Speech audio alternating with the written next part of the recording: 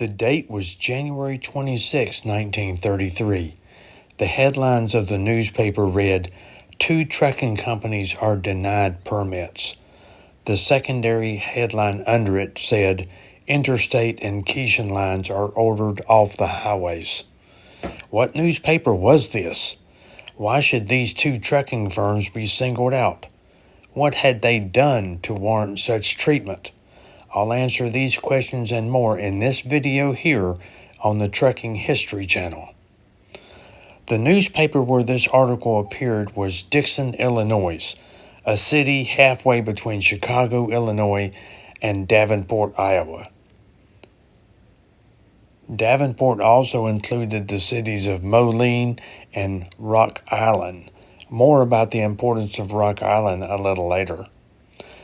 Let's look at each paragraph of the article and analyze it to bring out more details.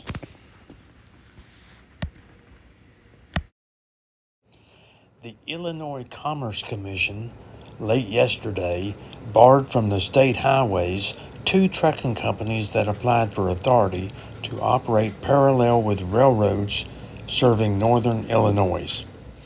Okay, let's dissect that sentence.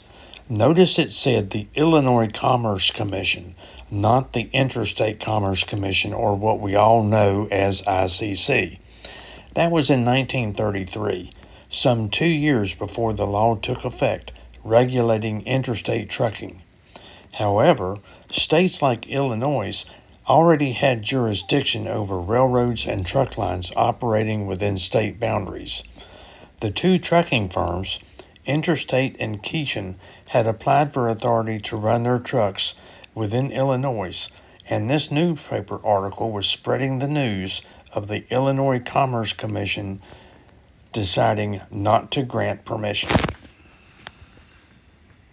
The second paragraph gives details about Keyshin. The Commission refused certificates of necessity and convenience to the Keyshin Motor Express Company and the Interstate Trucking Company. The Keyshin Company since 1930 operated 140 trucks from Chicago to DeKalb, Dixon, Sterling, and Rock Island, from Dixon to Freeport, Rockford, Peru, and Ottawa, from LaSalle to Oglesby, from Sterling to Savannah, and from Mount Carroll to Lanark. This map shows the routes that Keyshin was already operating throughout northern Illinois. And as you can see, they covered quite a large swath of the area in that part of the state, from north of the line from Chicago to Rock Island. They pretty much had it covered, and they had been doing it for quite some time. Okay, that was 1933, very early in the trucking industry. Keyshin Motor Express, in my research, was already one of the largest trucking companies in the country. And these routes were just on a small portion of one state. So that gives you an idea of just how big Keyshin actually was. And for them to be having 140 trucks already in 1933 just solidifies the thought of how big they actually were. And this early in the trucking industry history, to have a company with that many routes across northern Illinois does mean that Keyshin was a very strong carrier, and they were in the top 3 of size nationwide.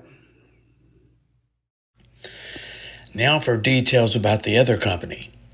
The Interstate Trucking Company since 1926 has operated 71 trucks from Rock Island to Rockford, Freeport, Sterling, DeKalb, and Chicago.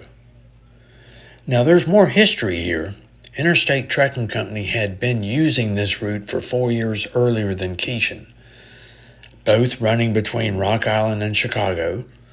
Interstate apparently was a smaller firm, using 71 trucks in their fleet, compared to Keyshin's 140. One important thing I noticed was Interstate had the one major route, while Keyshawn not only had their one major route, but also had smaller routes to cover more points in the state.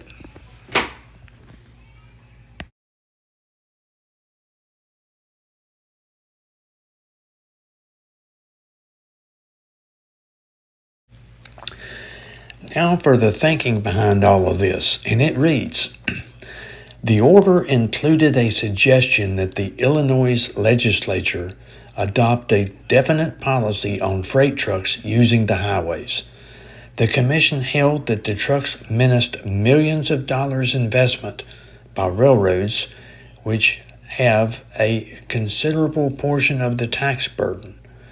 Trucks pay only city and state license fees and gasoline taxes.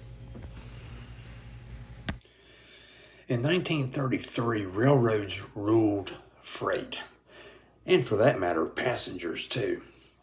So everyone was scared of the newfangled motor truck industry. Now, trucks had already been starting to be used to haul freight from the railroad depots to the local stores and factories in the cities where the depot was placed at. That was fine with the railroads. Let us haul the freight, and you worry about taking it to the local places with trucks or horse and buggy, teaming as they called it back then. So railroads were scared. I mean, nobody at that time in 1933 even imagined that trucks would become such a force in interstate freight. It just was unconscionable to think of. But eventually it did, and it took the smaller freight from the railroads, leaving the railroads to the heavy hauling, the long trains of tons and tons and tons of materials. But the smaller units of freight, trucks adapted, and they did become interstate. And the article continues with the subheading, City of Dixon Objected. City Attorney Martin J. Gannon several weeks ago filed objections on the part of the City of Dixon with the Illinois Commerce Commission opposing the issuance of a Certificate of Convenience and Necessity to the Keyshawn Motor Express Company. Outstanding in his list of objections, City Attorney Gannon set forth the following: that no necessity exists for the service of such a carrier, and the citizens will not be convenienced thereby. That the proposed operation of the company will not serve public convenience and necessity in Dixon. That the operation of the type of trucks used by the company is damaging to the highways. That the operation of the trucks will create a hazard to the residents of Dixon. This is all because the highway that Keyshawn used to go from Rock Island to Chicago went right through the middle of Dixon. Everybody was up in arms. Oh, we can't have those big trucks going in our city. But what about the stores and industry of Dixon? Couldn't they have benefited from the trucks? Wouldn't that have been a convenience? That the Keyshawn Company pays no compensation to the city for the use of its highways, and that an excessive burden for maintenance, repair, and replacement of the city's streets is placed upon the city and the owners of property abutting on the highways. That the city is now adequately served by carriers authorized for the transportation of property into Dixon. You know what that tells me? That tells me that they didn't want any trucks through their city, and they should have put up gates at either side of the city limit saying no trespassing. I mean, if that's what they want, but then when they would complain about not having anything delivered into the city, then they might have changed their mind. But that's the way I took that. that the city is now served by the Chicago and Northwestern Railway Company by virtue of its main line, a due east and west course, and is served by the Illinois Central from north to south. That the granting of the certificate would necessarily congest the highways and create serious traffic difficulties. That the taxes, special assessments, and wages paid by the rail carriers in Dixon are impacted to the welfare of the city and its inhabitants. Now, listen carefully to this, as this was the real reason everyone was scared of the new motor truck industry. An unnecessary competition in transportation will tend to reduce those payments and prove a detriment to the city.